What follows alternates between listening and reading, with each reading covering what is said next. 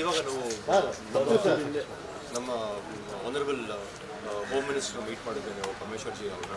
ಒಂಥರ ತುಂಬ ಖುಷಿ ಆಯಿತು. ಒಂಥರ ಅವ್ರು ನಮಗೆ ಟೈಮ್ ಮಾಡಿಕೊಟ್ಟಿದ್ದಕ್ಕೆ ತುಂಬ ಏನೋ ಥ್ಯಾಂಕ್ಸ್ ಅಂತ ಹೇಳಿದ್ವಿ ನಾವು. ಮತ್ತು ಹಾಗೆಯೇ ಇಲ್ಲಿ ನಾವು ಆಬ್ವಿಯಸ್ಲಿ ಇಲ್ಲಿ ನಾವು ಇಲ್ಲಿ RCB ಮ್ಯಾಚ್ ಅವರು ನಡೆಸ್ಕೊಡ್ಲಿ ಅನ್ನೋ ಒಂದು ಭಾವನೆಯಿಂದ ಬಂದಿದ್ದು. ಅವ್ರು ಖಂಡಿತ ನಿಮ್ಗೆ ಸಪೋರ್ಟ್ ಮಾಡ್ತೀವಿ ಅಂತ ಹೇಳಿದ್ದಾರೆ. ಸೊ ಇನ್ಫ್ಯಾಕ್ಟ್ ಇವತ್ತು RCBನವರು ಬಂದಿದ್ರು ನಮ್ಮ ಜೊತೆ. ಇಲ್ಲಿ ಒಂಥರ ಜಾಯಿಂಟ್ ಡೆಲಿಗೇಷನ್ ಬಂದಿದ್ದು KSA ಕಡೆಯಿಂದ ನಾನು ಮತ್ತು ವಿನಯ್ ಮೃತ್ಯುಂಜಯ, ಹಾಗೆಯೇ RCB ಕಡೆಯಿಂದ ಅವರು ರಾಜೇಶ್ ಮೆನನ್ ಅವರು ಬಂದಿದ್ದರು.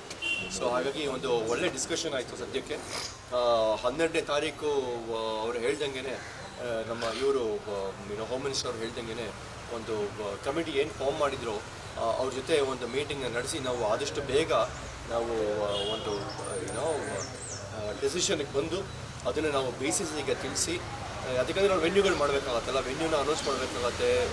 ಮತ್ತು ಟಿಕೆಟ್ಸ್ ಆಗಲಿ ಸುಮಾರು ಜನ ಹೊರಗಡೆಯಿಂದ ಬಂದು ನೋಡೋರು ಇರ್ತಾರೆ. ಸೊ ಅವ್ರಿಗೆಲ್ಲ ಅನುಕೂಲ ಆಗೋ ಥರ ಆದಷ್ಟು ಬೇಗ ವೆನ್ಯೂನ ಡಿಸೈಡ್ ಮಾಡಬೇಕಾಗತ್ತೆ. ಸೊ ಹಾಗಾಗಿ ಅದು ಬೇಗ ಆಗಲಿ ಅನ್ನೋ ಒಂದು ಉದ್ದೇಶದಿಂದ ಇವತ್ತು ನಾವು ಬಂದು ಮೀಟ್ ಮಾಡಿ ನಮಗೆ ಒಂಥರ ತುಂಬ ಖುಷಿ ಆಯಿತು. ಅವ್ರು ಹೇಳಿದ್ದು ಈ ಥರ ನಾವು ಎಲ್ಲರೂ ಒಂದು ಕಮಿಟಿನ ಕರೆಸ್ತೀನಿ, ನಾನು ಮಹೇಶ್ವರ್ ಅವ್ರನ್ನ ಕರೆಸ್ತೀನಿ, ಮತ್ತು ಹಾಗೆಯೇ ಪೊಲೀಸ್ ಕಮಿಷನರ್ ಅವ್ರನ್ನ ಕರೆಸ್ತೀನಿ ಆ ಮೀಟಿಂಗ್ಗೆ. ಸೊ ಹಾಗೆಯೇ RCBನವರು ಇರ್ತಾರೆ ಜೊತೆಗೆ. ಸೊ 12ನೇ ತಾರೀಕು ನಾವು ಮೀಟ್ ಮಾಡಿಬಿಟ್ಟು ಅದನ್ನು ಒಂದು ಡಿಸಿಷನ್ಗೆ ಬರೋಣ ಆದಷ್ಟು ಬೇಗ ಅಂತ ಹೇಳಿದ್ದಾರೆ.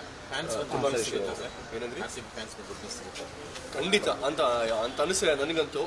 ನಾವು ಅದು ಫಸ್ಟಿಂದನೂ ಹೇಳ್ತಾನೆ ಇದ್ದೀವಿ, ನಮ್ಮ KSA ಪರವಾಗಿ KSA ಕಡೆಯಿಂದ ನಾವು ಏನೇನು ರೆಕಮೆಂಡೇಷನ್ಸ್ ಇದೆಯೋ ಎಲ್ಲನೂ ನಾವು ಪೂರೈಸ್ತೀವಿ ಅಂತಲೇ ಹೇಳಿದ್ದೀವಿ ನಾವು. ಅದು ಫಸ್ಟಿಂದ ನಮ್ಮ ಮಾತು ಕೊಟ್ಟಿದ್ದೀವಿ ನಾವು, ಅದು ಮಾತು ತಪ್ಪೋದಿಲ್ಲ.